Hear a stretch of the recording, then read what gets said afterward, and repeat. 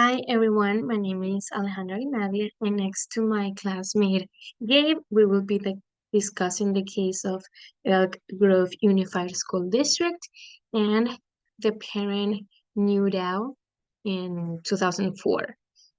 This case it took place in California, and later on it was taken to the Supreme Court. The case it took about 4 years to be settled.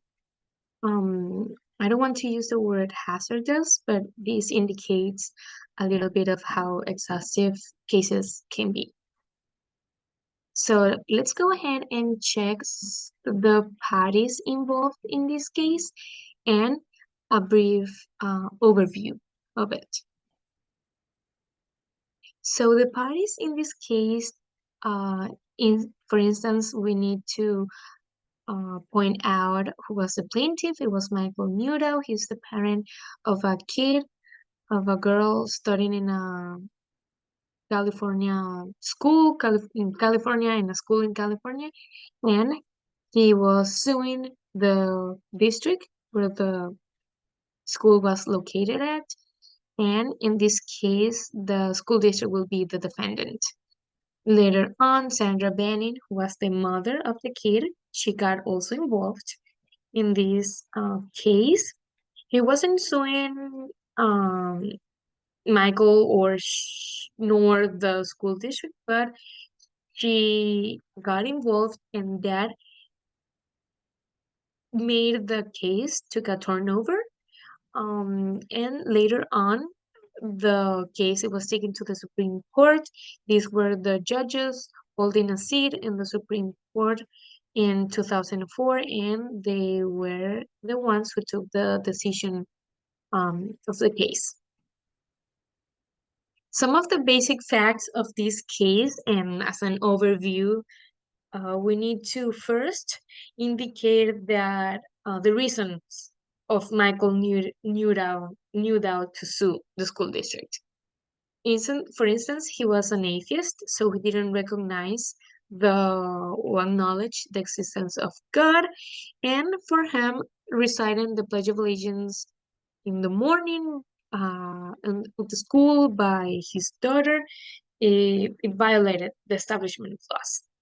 As we all know, the Pledge of Allegiance, it has a phrase that it was incorporated, I believe, in 1954, one that it says "One nation under God," and for him, it goes against his beliefs and what he wants to teach. He wanted to teach his daughter his atheist beliefs.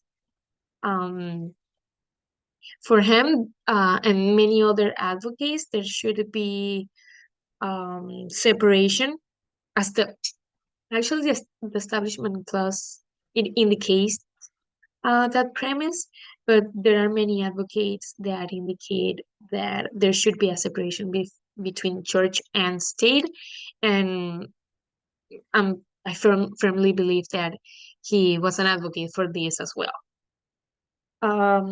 We need to know that he sued the district in March of 2000, and he had a standing to sue on his behalf and on his daughter's behalf as a next friend.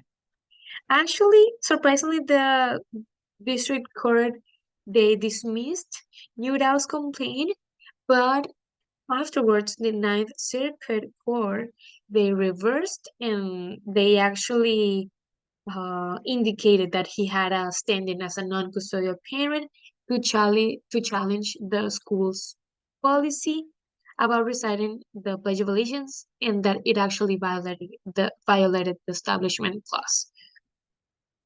What is interesting about this case, and for me, it took a tremendous turnover, and it led the case to how it ended up, is when the mother stepped in. She stepped in and she claimed that she had the exclusive legal custody over their daughter, and that she was a Christian. She was actually teaching her Christian values and principles, and that she was totally okay by reciting the Pledge of Allegiance. In fact, the kid She wasn't even she didn't even refuse to recite the Pledge of Allegiance. She was willingly doing it. She was okay with that. Apparently, she never complained, obviously, to the parent or a teacher or anyone about uh, reciting the Pledge of Allegiance. That, "Oh, okay, my dad is an atheist. He doesn't believe in that. Therefore, I don't want to do this."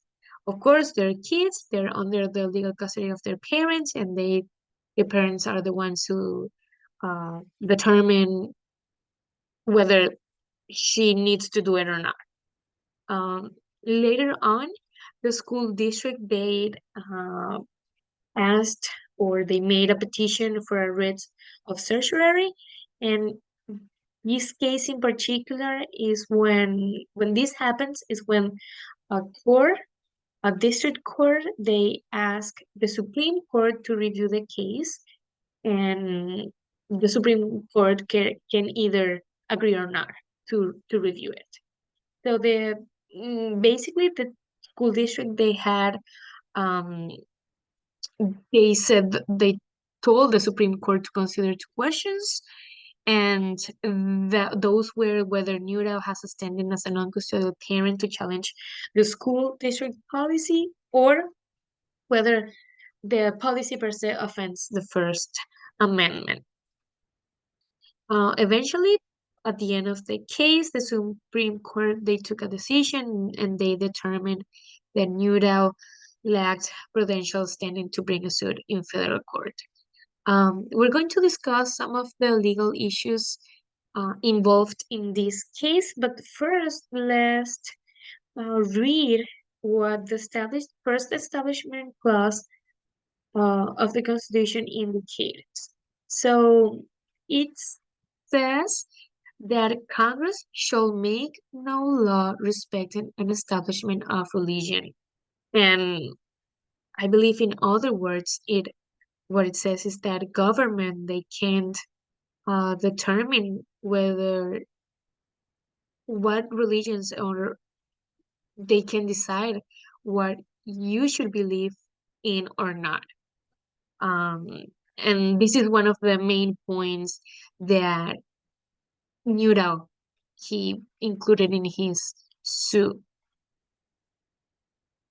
Well, some of the legal issues of this case, and stated by the Supreme Court in a document published by the uh, Library of Congress, um, the court's opinion stated that the respondent Newdow he lacks standing because he lacks the legal authority to direct and control his child's educational and religious upbringing. Um, they argued that he can't, he's not in the right, he's not in the corresponding right to prevent or to avoid or to exclude his daughter from other influences, especially the ones that her his own mm, mother, her own mother, was teaching this kid, which it were principal um, Christian principles. So the argument for this legal issue that the Supreme Court stated is that Newdow he lacks standing because he has no legal protected interest in preventing his child's exposure to the pledge. Actually, under the California law, the parent with the legal custody, they can direct child's activities and whether they can make decisions about child's education and religion. And in this case, Newdown, he didn't have that. Actually, he in a press conference that he gave um, when the case was taking place at the Supreme Court, he said, "Oh well, whether you should ask me why I lost my rights as a parent," and but that was another story. But he did mention why he lost his right or the legal authority or custody of the daughter.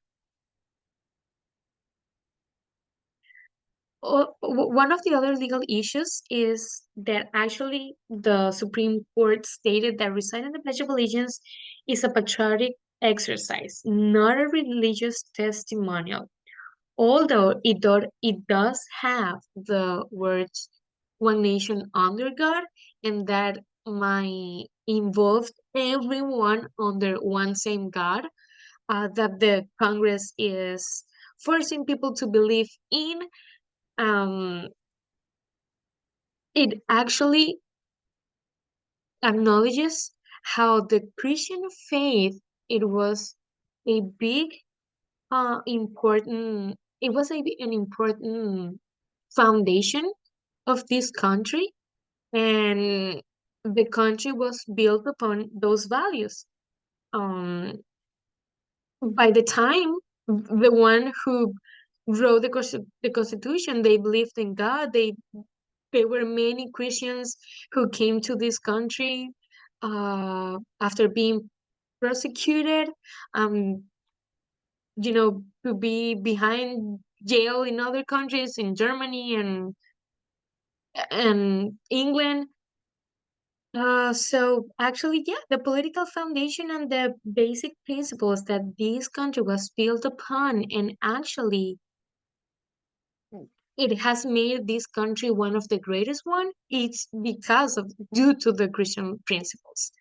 Um, And I found, after reading this case, I found interesting because I asked myself, what would be the difference between teaching kids at school about the country's heritage, and the history, and what the founders believed in,